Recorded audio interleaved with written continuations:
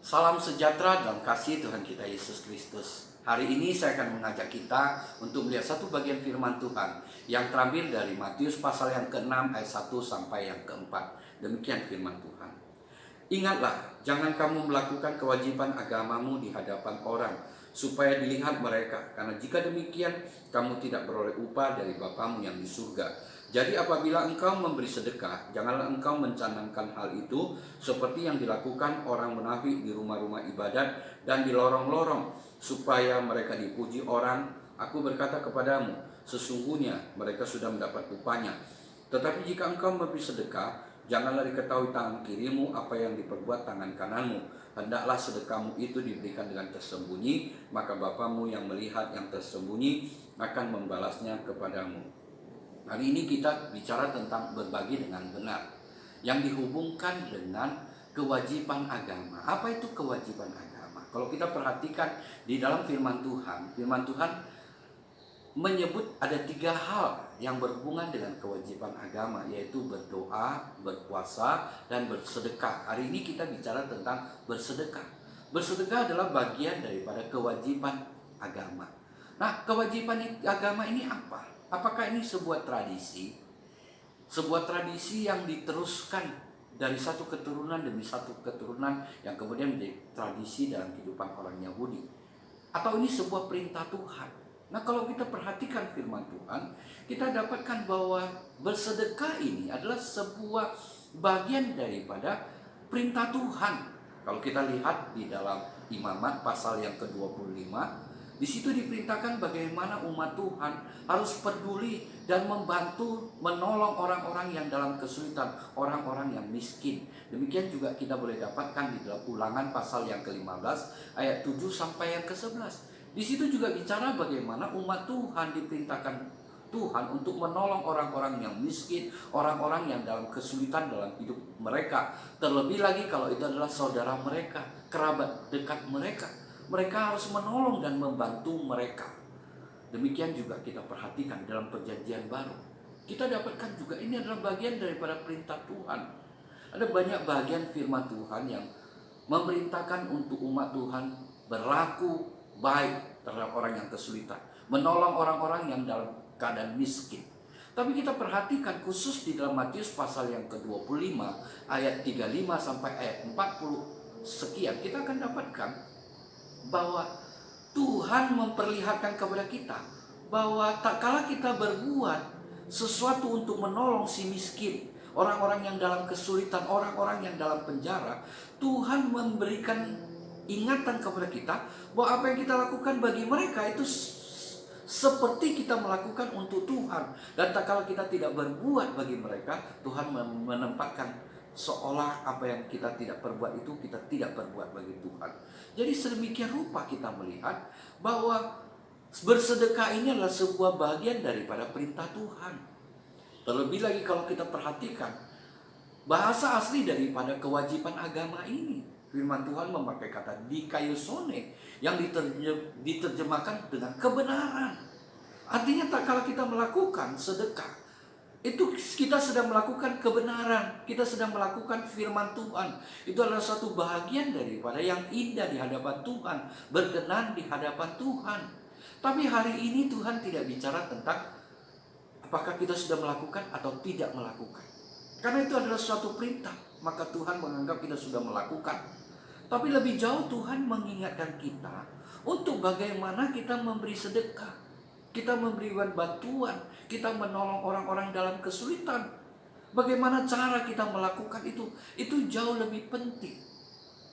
Karena jangan sampai apa yang kita lakukan seharusnya baik dan memberkati hidup kita, yang terlebih lagi mempermuliakan nama Tuhan, tetapi karena kita melakukan dengan cara yang tidak benar, itu tidak memberkati kita, bahkan bisa menjadi dosa. Karena firman Tuhan menyebut bahwa orang yang melakukan dengan cara tidak benar ini disebut munafik.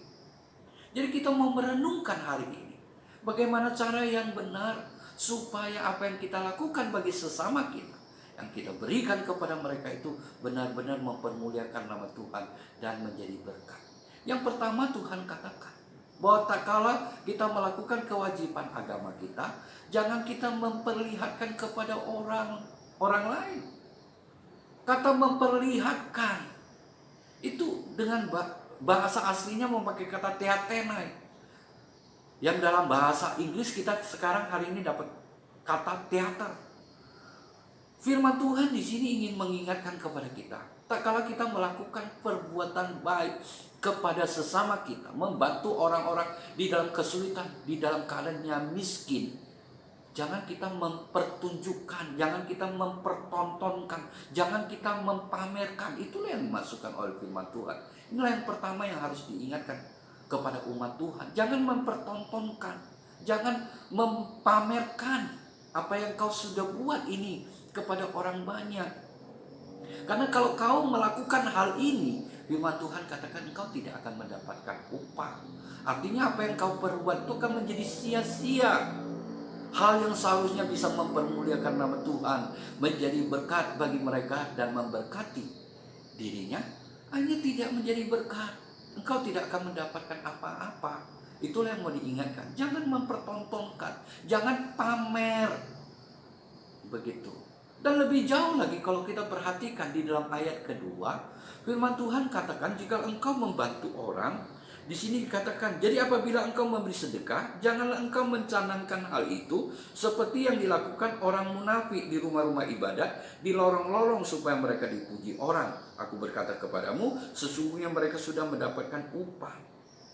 Firman Tuhan di dalam ayat kedua di sini katakan, kalau engkau memberikan sedekah, jangan engkau mencanangkan. Apa itu mencanang? Kata mencanang itu dari kata dasar canang.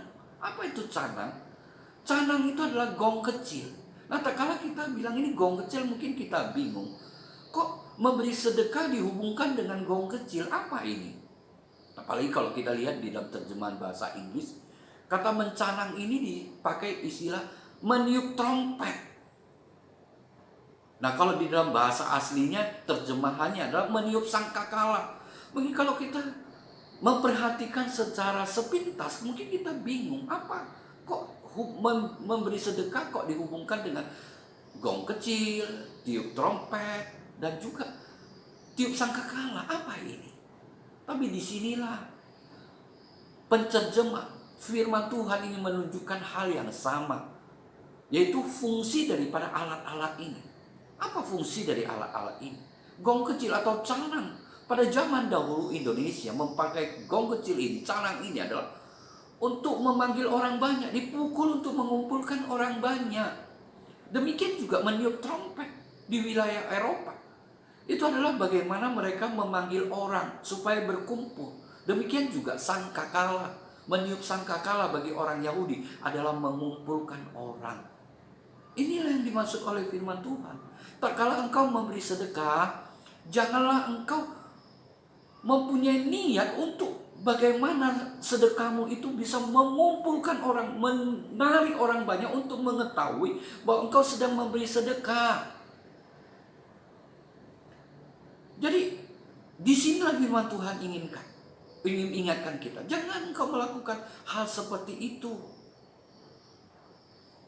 Kalau engkau melakukan seperti itu, apa yang kau lakukan itu adalah sikap dari seorang munafik. Jadi apa yang kau lakukan itu adalah kemunafikan. Kenapa kemunafikan? Karena kalau kita perhatikan apa yang dia perbuat, sebenarnya dia sedang tidak berbuat bagi orang yang dia tolong. Apalagi untuk mempermuliakan Tuhan, tidak. Tapi apa yang dia lakukan adalah bahwa dia sedang melakukan untuk dirinya sendiri, untuk mendapatkan hormat, untuk mendapatkan pujian dari dirinya sendiri. Itulah yang firman Tuhan katakan. Sehingga apa yang diperbuat itu adalah satu kemunafikan. Dia sedang tidak berbuat untuk orang lain, tapi dia sedang berbuat untuk dirinya, untuk mendapatkan pujian, untuk mendapatkan hormat, untuk kemuliaan bagi dirinya sendiri. Dan Tuhan katakan itu adalah sikap orang munafik. Dan Tuhan menempatkan sedemikian rupa. Ini adalah perbuatan dosa. Jadi kita melihat seharusnya ini adalah perbuatan baik yang bisa menjadi berkat, justru akhirnya menjadi perbuatan dosa bagi orang itu, karena dia sedang melakukan sesuatu yang tidak berkenan kepada Tuhan. Kata munafik di sini dipakai hipokrites. Dari hipokrites ini muncul kata hipokrit. Kalau dalam istilah orang Yunani, itu adalah orang yang bersandiwara. Jelas ini adalah hal yang bersandiwara. Dia membantu orang lain kelihatan dari luar, tapi sebenarnya niat hatinya, motivasinya bukan terutama untuk membantu orang lain. Tapi niat hatinya yang terutama adalah supaya dia mendapatkan pujian, supaya dia mendapatkan hormat dan kemuliaan bagi dirinya sendiri. Dengan demikian, dia sedang melakukan perbuatan dosa. Jadi hal inilah yang firman Tuhan ingin ingatkan. Tak kala kita berbuat bagi orang lain, jangan kita berniat untuk mendapatkan pujian. Jangan satu niat untuk pamer bagi orang lain. Itu adalah perbuatan-perbuatan yang tidak berkenan pada Tuhan. Dan kemudian dikatakan dilakukan di rumah ibadat, di lorong-lorong. Ini bukan bicara tentang bahwa di tempat itu dilakukan itu tidak benar. Di rumah ibadat dilakukan tidak benar, di lorong-lorong dilakukan itu adalah hal yang tidak, bukan. Tadi bicara tentang bahwa tempat itu adalah satu tempat yang ramai, banyak orang berkumpul. Jadi mereka melakukan itu adalah supaya apa yang mereka lakukan itu dilihat orang banyak, dipertontonkan sedemikian rupa, dipertunjukkan.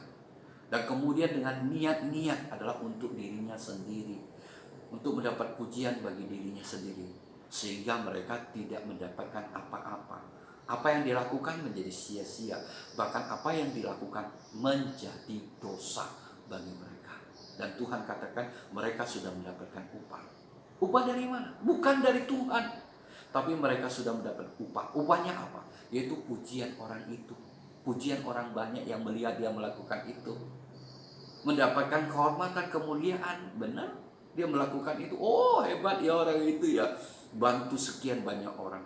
Tapi apa yang dia lakukan itu tidak berkenan pada Tuhan. Perbuatannya itu sia-sia, bahkan perbuatan itu mendatangkan dosa bagi dia, karena ada kemunafikan di dalamnya. Dan lebih lanjut firman Tuhan katakan bahwa kalau kita melakukan sesuatu itu, biarlah kita melakukannya secara tersembunyi. Apa maksud firman Tuhan? Di dalam ayat keempat kita di sini kita lihat, hendaklah sedekahmu diberikan dengan tersembunyi, maka Bapamu yang melihat tersembunyi akan membalasnya kepadamu. Apakah artinya kala kita melakukan segala sesuatu itu semuanya harus secara tersembunyi? Bagaimana dengan Matius pasal yang kelima ayat 16 mengatakan, hendaklah terangmu bercahaya di depan orang banyak. Kiranya perbuatan baikmu itu dilihat oleh orang banyak dan Bapamu dipermuliakan. Itu kita boleh lihat di dalam pasal yang kelima ayat 16. Saya baca Matius pasal 5 ayat 16 demikian. Demikianlah hendaklah terangmu bercahaya di depan orang, supaya mereka melihat perbuatanmu yang baik dan memuliakan Bapamu yang di surga. Kalau kita melihat dua bagian firman Tuhan ini sepertinya kontradiksi. Satu katakan sembunyikan perbuatan baikmu, sedekahmu itu sembunyikan. Tapi di pihak lain di firman Tuhan katakan biarlah terangmu bercahaya di depan orang, biar perbuatan baikmu dilihat orang banyak dan Bapamu dipermuliakan. Apakah dua ayat firman Tuhan ini berlawanan, kontradiksi? Tentu tidak. Tapi kita melihat ini ada latar belakang yang berbeda. Kalau kita melihat di dalam pasal yang kelima ayat 16 ini adalah, kalau kita lihat ayat bagian atasnya, ada hubungan dengan penganiayaan. Nah, kalau di masa-masa penganiayaan itu, orang cenderung akan menyembunyikan identitas kekristenannya. Ada kecenderungan begitu. Jadi Tuhan mendorong mereka untuk bagaimana mereka boleh memuliakan Tuhan, memperlihatkan kepada orang banyak. Itu pertama. Dan yang kedua adalah, yang pasal yang kelima ayat 16 adalah bahwa apa yang mereka perbuat itu adalah hal yang mempermuliakan nama Tuhan. Jadi mereka harus mempertunjukkan supaya Bapaknya, Bapamu, Bapa kita dipermuliakan dalam hidup kita. Supaya Tuhan kita Yesus Kristus dipermuliakan dalam hidup kita melalui perbuatan-perbuatan baik kita, dan melalui itu kita boleh membawa mereka kepada terang, yaitu Kristus sendiri, supaya mereka boleh percaya dan memperoleh keselamatan yang kekal. Tetapi bagian yang pasal 6 ayat keempat ini menyuruh kita menyembunyikan. Kenapa? Karena ada konteks atasnya. Kenapa? Karena mereka, apa yang mereka lakukan adalah untuk pamer, untuk diperlihatkan kepada orang banyak. Apa yang mereka perbuat adalah dengan tujuan supaya mendapatkan pujian bagi mereka. Jadi Tuhan menyuruh mereka berawas-awas supaya apa yang mereka lakukan itu jangan mendatangkan dosa. Jadi lebih baik. Dan haruslah demikian kau sembunyikan. Jadi ada konteks yang sedemikian rupa. Tetapi kalau kita melihat apa yang mereka lakukan, mempermuliakan nama Tuhan, mereka justru harus memperlihatkan, menyaksikan supaya orang boleh datang kepada Tuhan. Jadi kalau kita perhatikan di sini, sebenarnya penekanannya bukan pada kerahasiaan itu sendiri, tetapi yang paling penting di sini adalah motivasi mereka dalam memberi. Bagaimana motivasi mereka, itulah yang menjadi dasar utama supaya apa yang diperbuat itu mendatangkan kemuliaan bagi nama Bapa, kemuliaan bagi nama Tuhan kita Yesus Kristus, menjadi berkat bagi mereka. Bagaimana orang itu bukan hanya sekedar mendapatkan berkat secara jasmani, tapi mereka boleh mendapatkan berkat secara rohani, yaitu mereka bisa mengetahui apa yang kita perbuat adalah karena Kristus, dan mereka boleh dengan demikian melihat akan kasih Kristus. Mereka boleh datang kepada Kristus dan percaya kepada Kristus. Itulah yang menjadi motivasi kita di dalam kita berlaku sedekah, berbuat baik kepada orang lain, memberikan bantuan kepada si miskin dan sebagainya. Dan lebih jauh lagi kita melihat di dalam ayat ketiga, di sini dikatakan, tetapi jika engkau memberi sedekah, janganlah diketahui tangan kirimu apa yang diperbuat tangan kananmu. Apa yang diperbuat tangan kirimu, tangan kananmu, jangan diketahui tangan kirimu. Itu firman Tuhan ingin nyatakan. Apa maksud firman Tuhan di sini?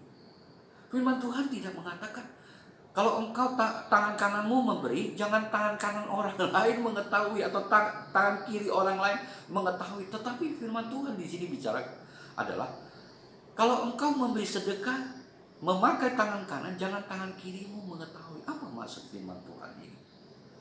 Tentu ini maksud firman Tuhan adalah bicara tentang kiasan. Tetapi melalui kiasan ini kita melihat ada makna yang begitu dalam, begitu luar biasa. Tuhan ingin menyatakan apa kepada kita?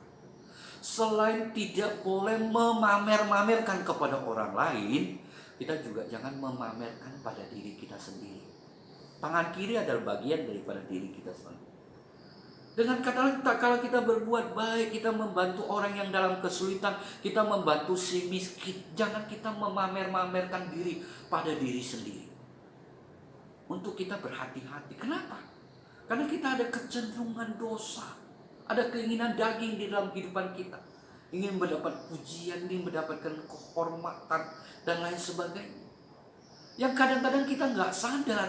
Tak kala kita tanpa sadar kita memamer-mamerkan diri dalam hati kita, maka bisa timbul kesombongan secara rohani. Bahwa aku ini baik loh, aku ini saleh loh, aku tidak seperti orang lain loh. Maka bahayanya adalah ada kecenderungan untuk menghakimi orang lain, seperti yang dilakukan orang Farisi dan pemungut cukai waktu mereka berdoa. Kita melihat bagaimana orang Farisi itu berdoa. Dia mengatakan, aku tidak seperti pemungut cukai ini, aku juga bukan perampok, aku bukan orang lalim dan sebagainya. Dia mengatakan aku memberikan perpuluhan, aku berdoa puasa 1 minggu 2 kali dan sebagainya. Seolah-olah dia tidak hanya sekedar pamer sama orang lain, dia tidak hanya sekedar niat-niat yang bagaimana kita perhatikan. Bahkan di hadapan Tuhan pun kita dia berani melakukan hal itu. Seolah-olah Tuhan harus berbangga punya dia seperti ini. Dimulai dari mana? Dimulai dari hati. Hati yang merasa dirinya begitu baik, dirinya begitu saleh, dirinya begitu luar biasa, sehingga Tuhan harus berbangga. Jadi Tuhan dalam kesempatan ini mengingatkan supaya apa yang kita lakukan, perbuatan-perbuatan baik yang kita perbuat, sedekah yang kita buat, kita bantu orang miskin. Jangankan katakan pamer sama orang lain, pamer sama diri pun kita harus hati-hati. Jangan kita lakukan, supaya tidak ada timbul kesombongan rohani dalam kehidupan kita. Dan kesombongan rohani itu bisa membawa orang itu jatuh dalam dosa, yaitu kecenderungan hakimi orang lain. Kesombongan rohani pun sudah dosa, apalagi kesombongan itu kemudian diungkapkan sedemikian rupa, benar-benar tidak menjadi berkat dalam kehidupan. Jadi dalam kesempatan ini Tuhan mengajak kita untuk berbagi kepada si miskin, menolong orang-orang yang dalam kesulitan sesuai dengan apa yang kita bisa lakukan. Tetapi yang paling penting lagi adalah bagaimana cara kita memberinya. Motivasi yang menjadi dasar dari kita memberi itu jauh lebih penting, supaya apa yang kita lakukan itu yang terutama adalah memuliakan nama Tuhan. Apa yang kita lakukan menjadi berkat, itulah tujuan kita memberikan itu, menjadi berkat bagi orang yang kita beri. Dan percayalah apa yang kita lakukan, Tuhan yang melihat, Tuhan yang membalasnya. Kita tidak boleh juga ada niat seperti orang memancing, aku buat, Tuhan harus lakukan. Tetapi tak kala kita melakukannya dengan tulus, maka Tuhan yang melihatnya, Tuhanlah yang akan membalasnya.